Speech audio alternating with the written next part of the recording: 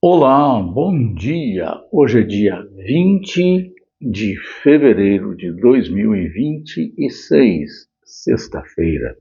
Graças a Deus, juntos mais uma vez para o nosso tempo de devocional de todos os dias. O Senhor tem nos permitido e concedido esta graça. Ontem tivemos um pequeno problema no nosso áudio e, como isso foi corrigido, e esperamos que não tenha alguma dificuldade nessa gravação. Temos falado sobre o Deus revelado no Velho Testamento e também no Novo Testamento. Yahvé, Jeová, o Eu Sou. E o nosso texto é Êxodo capítulo 3, versos de número 13 ao 15. Diz o seguinte: Então disse Moisés a Deus: Eis que quando eu vier aos filhos de Israel e lhes disser: O Deus de vossos pais me enviou a vós outros, e eles me perguntarem: Qual é o seu nome? Que lhes direi? Disse Deus então a Moisés: Eu sou o que sou. Disse mais: Ainda dirás aos filhos de Israel: Eu sou, me enviou a vós outros. Disse Deus ainda mais a Moisés: Assim dirás aos filhos de Israel: O Senhor, o Deus de vossos pais, o Deus de Abraão, o Deus de Isaque e o Deus de Jacó, me enviou a vós outros. Este é o meu nome eternamente, e assim serei lembrado de geração em geração.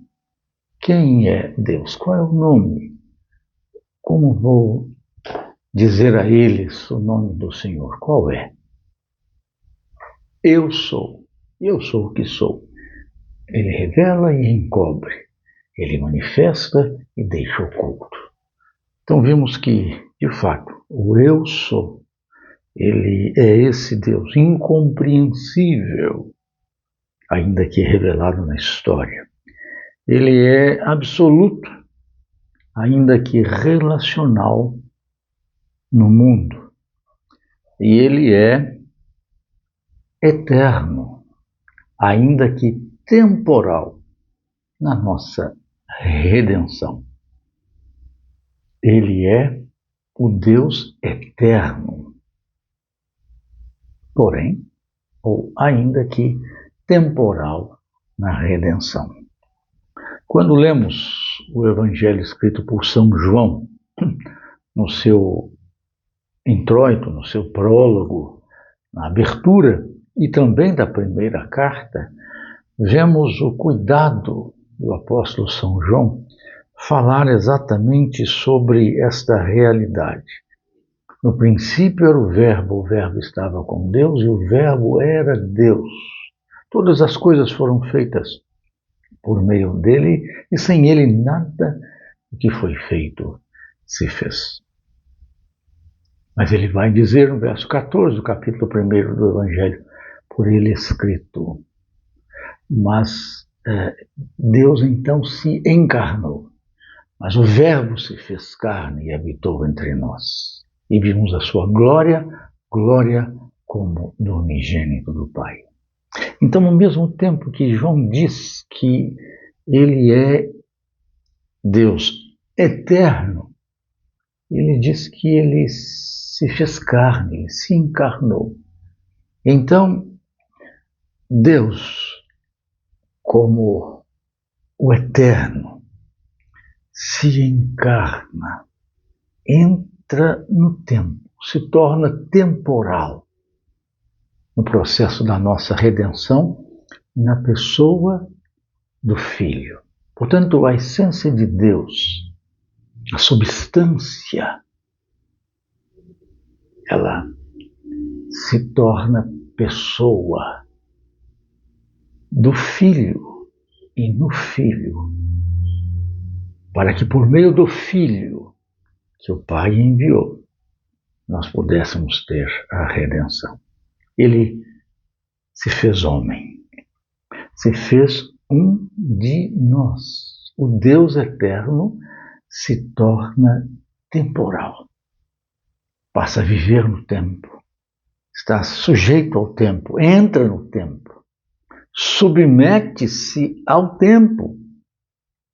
O Criador, o Senhor do tempo, se submete ao tempo, torna-se servo do tempo. E é isso que Paulo fala em Filipenses capítulo 2, verso 6, que Jesus, o Filho, não julga como o roubo, furto, apropriação indébita, o ser igual a Deus. Ele não julga como usurpação o ser igual a Deus.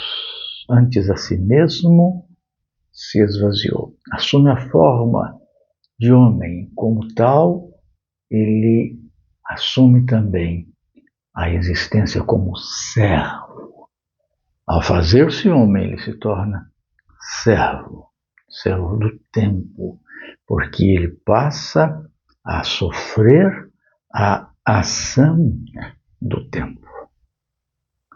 É comum ouvirmos algumas pessoas que querem contestar a ideia de Deus, o ser de Deus, perguntarem: mas desde quando Deus existe?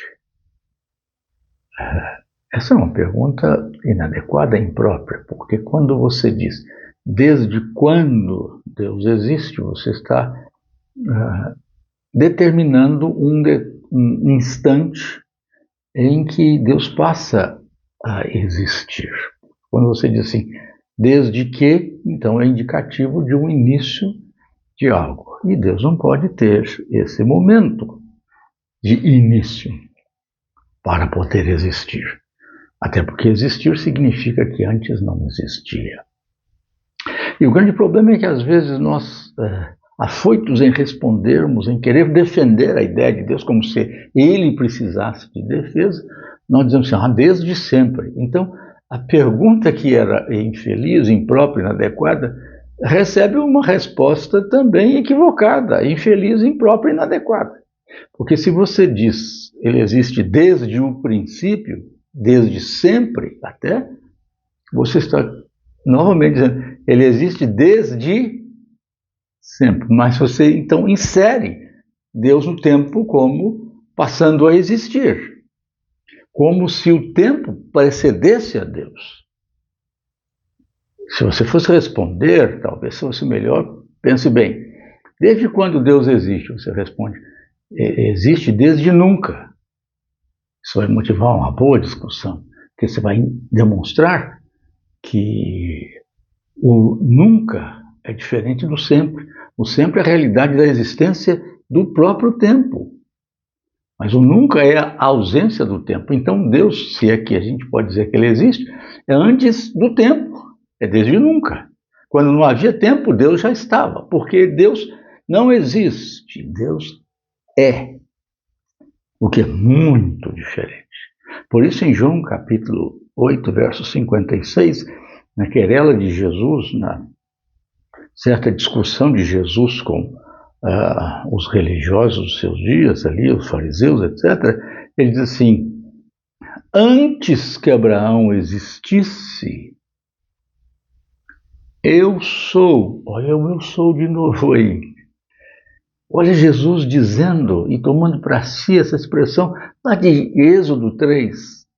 Antes que Abraão existisse, e aí a formulação correta na estrutura da língua seria antes que Abraão existisse, eu existia. Ou até eu era, se quisermos manter o verbo ser, mas ele não diz isso. Antes que Abraão existisse, eu sou. E não é erro gramatical. É assertiva teológica. Antes que Abraão existisse, passasse a existir na realidade do tempo, eu sou. Por quê? Porque o tempo não é eterno.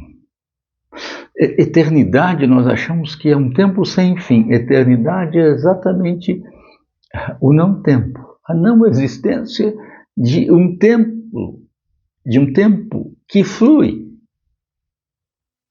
A eternidade é exatamente isso. Quando nós dizemos vida eterna, não é vida que vai inextinguir-se também, isso está implícito, mas é a qualidade da vida, a vida de Deus.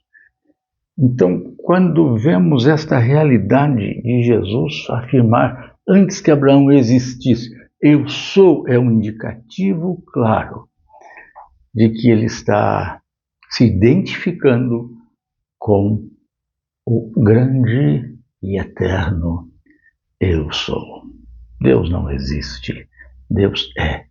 Deus é eterno, ainda que temporal na nossa redenção. Então, ele sendo eterno, entra no tempo, submete-se ao tempo por amor a mim e a você. E a sua encarnação, que é temporal,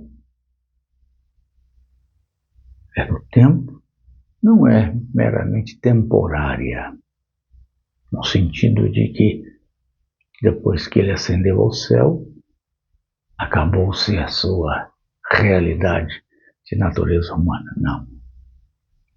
A encarnação do Verbo é temporal, mas não é temporária. Passa a ser permanente com ele. Isso é o amor de Deus. O eterno se submete ao tempo, por amor a mim, por amor a você, por amor aos pecadores, para remi-los, para resgatá-los, para salvá-los. Deus o abençoe, para que você possa entender isso e glorificar esse Deus eterno que entra no tempo para nos conceder a graça da salvação. Amém? Amém.